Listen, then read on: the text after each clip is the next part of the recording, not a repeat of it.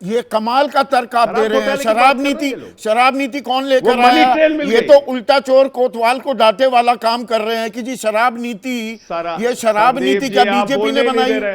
अरे मैं आपको पूरा मौका दे रहा हूं, बीच में इंटरवीन करूंगा। हाँ करिए, आप, आपका अधिकार है। आप मुझे बताइए, शरद रेड्डी 10 नवंबर को गिरफ्तार होने के बाद जिसको ईडी ने शराब घोटाले का किंग पिन कहा, उसको भाजपाई जानते थे कि नहीं जानते थे? बताइए आप। 15 नवंबर को उससे रिश्वत कैसे ली गई? 55 करोड़ की रिश्वत उससे कैसे ली गई? शराब घोटाला बीजेपी ने किया है, उसकी मनी ट्रेल सामने है। अब तक ईडी सीबीआई ने भाजपाइयों पे कार्रवाई क्यों नहीं की? मैं आपकी बात ये मान भी लूं, पर आप शूटिंग द मैसेंजर कर रहे हैं क्या? नहीं पूछिए ना, बिल्कुल आपका हक है सवाल पूछने का। लेकिन जी शरद रेड्डी ने बीजेपी को इलेक्टोरल बॉन्ड के जरिए, उनकी कंपनी ने 55 करोड़ दिए, पर आपको कितने दिए? वो सवाल गौन नहीं हो जाता है ना संजय? आप मेरे बयान पूरे होने दीजिए पहले। हाँ। मैं अपनी बात तो कह लूं। ठीक है, 6 महीने तक वो आदमी जेल में रहा। इस दौरान उसके 10 बयान जब हमारे वकीलों ने पढ़े, जब उनको कोर्ट ने आदेश दिया, पहले तो दिखाई नहीं रही थी ईडी, तो वो फिर हैरान, फिर उनके होश उड़ गए। अरे भाई ये क्या है? ना बाप बेटे के बयान में, पहले के बयानों में केजरीवाल जी के खिलाफ कुछ, ना इस शरद रेड्डी के 10 बयानों में केजरीवाल जी के खिलाफ कुछ। तो जैसे ही वो बयान देता है, वैसे ही 25 अप्रैल को उसकी जमानत हो जाती है। अंतिम बयान जो केजरीवाल जी के खिलाफ वो देता है, बयान, मकसद पूरा हो गया, बीजेपी का मकसद पूरा हो गया, ईडी का, उस व्यक्ति को जमानत मिल जाती है। इस आधार पर एक निर्वाचित मुख्यमंत्री को, 3 बार के चुने हुए मुख्यमंत्री को, जो दिल्ली की जनता के लिए बिजली, पानी, शिक्षा, स्वास्थ्य के लिए काम कर रहा है, उसको गिरफ्तार करके आप जेल में डाल देंगे।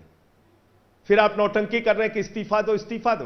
कल को भगवंत मान को गिरफ्तार करो, फर्जी मामले में जेल में डाल दो, इस्तीफा दो। बीजेएन को फर्जी मामले में गिरफ्तार करो, जेल में डाल दो, इस्तीफा दो। स्टालिन को फर्जी मामले में गिरफ्तार करो, जेल में डालो, इस्तीफा दो। ममता बनर्जी को गिरफ्तार करो, जेल में डालो, इस्तीफा दो। सिद्धारमैया को जेल में डालो, इस्तीफा दो। रेवंत रेड्डी को अदालतों पर भरोसा नहीं है आपको संजय सिंह? आपको जमानत मिली ना?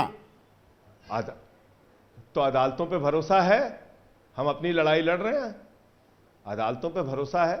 अरविंद केजरीवाल का आप लगातार जिक्र कर रहे हैं, मनीष सिसोदिया का जिक्र नहीं किया। मनीष सिसोदिया पिछली होली, ये वाली होली नहीं, उससे पहले गिरफ्तार हुए, जमानत अभी भी नहीं मिल रही है।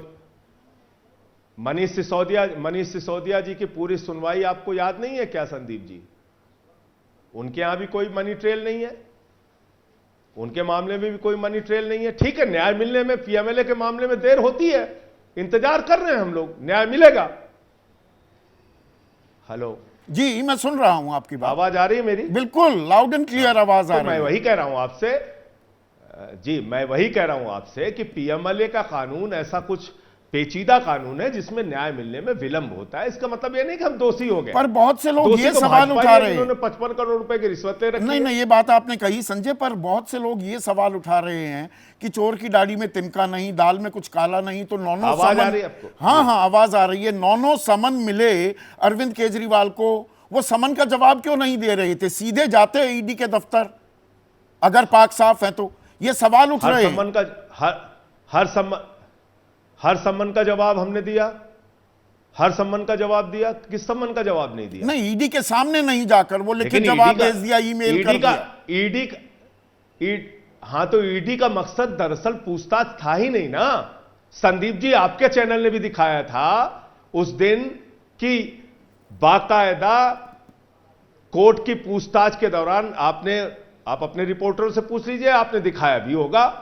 21 मार्च की बात कर रहे हैं। 21 मार्च को 21 मार्च की बात कर रहे हैं। 21 मार्च को, जी हां, 21 मार्च को राजू साहब ने, जो एएसजी हैं, वो क्या कहते हैं? कहते हैं पता नहीं किसने केजरीवाल जी को बता रखा है हम इनको गिरफ्तार करेंगे मैडम, सर जज साहब, पता नहीं किसने इनको बता रखा है, हम तो सिर्फ इनको पूछताछ के लिए बुलाना चाहते हैं। और उसी 21 मार्च को हाई कोर्ट में बयान देने के बाद ईडी पहुंच जाती है। उसी 21 मार्च को सुप्रीम कोर्ट का डंडा चलने के बाद, फटकार लगाने के बाद, एसबीआई पूरी जानकारी चुनाव आयोग को देता है और इलेक्टोरल बॉन्ड की जानकारी अपलोड होती है। अभी आ रहा हूं सर, आ रहा हूं। अब तो मुझे तो मौका तो 2 मिनट जी। दे दीजिए। फिर 7:14 पे केजरीवाल जी के घर पे पहुंच जाती है ईडी और 2.5 घंटे में गिरफ्तार करके ले जाती है। आप हाईकोर्ट के सामने भी गलत बोल रहे हैं।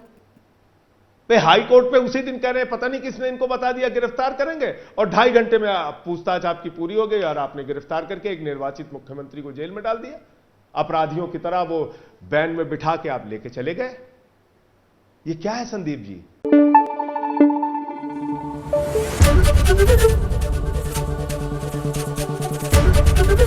एबीपी न्यूज आपको रखे आगे।